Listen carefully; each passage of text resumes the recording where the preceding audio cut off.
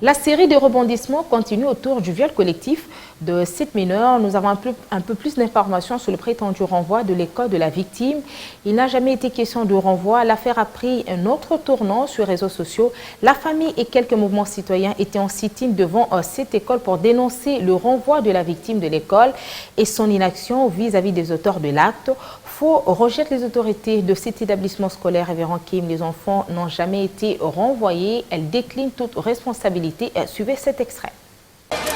Sit-in devant l'école Révérend Kim, le membre de la famille et autres mouvements en soutien à l'écolière, victime du viol collectif par ses collègues, ont exprimé leur mécontentement après ce qu'ils appellent inaction de l'établissement autour de cet acte de viol perpétré par les élèves. Eux nous ont proposé, en entendant le jugement, les enfants sont renvoyés.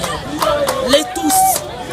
Quelque part, on a dit ok, c'est leur décision, les enfants restent à la maison. On arrive au tribunal, les violeurs ont bel et bien passé leur examen. Donc ok, pourquoi nous on subit, on a respecté ce que eux nous ont dit en entendant le renvoi légal, mais par contre les autres ont passé leur examen. Ils arrivaient même au tribunal en uniforme. Je demande à ce que mes cousines puissent passer leur examen comme il se doit. Parce que je ne peux pas accepter qu'ils puissent perdre une année parce que ces violeurs vont la détruire encore plus que ça. Déjà qu'ils l'ont touchée physiquement, ils vont la toucher encore mentalement. Faux, rétorquent les autorités de l'institution scolaire qui déclinent toute responsabilité et nie avoir envoyé la fille. Preuve en est que là, il y a des listes de repêchage. Les noms de ces deux filles sont affichés. Pour qu'ils viennent, les élèves qui ont raté les examens, leurs noms sont là. C'est faux et archi faux.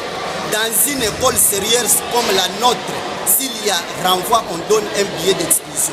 Qu'ils nous prouvent avec preuve à l'appui que l'école avait exclu cette fille.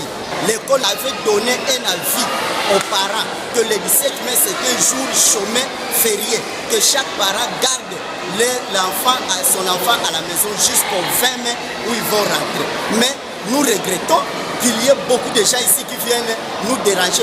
Pour le comité des parents, les enfants reconnus coupables par la justice ont été renvoyés de l'école à l'issue d'un conseil de discipline. Pendant que la famille et l'école s'accusent mutuellement sur les réseaux sociaux, l'affaire a pris un autre tournant et elle est diversement commentée. Les avis sont partagés entre solidarité à la victime et l'application des textes juridiques en matière de la protection de l'enfant et ceux des enfants en conflit avec la loi.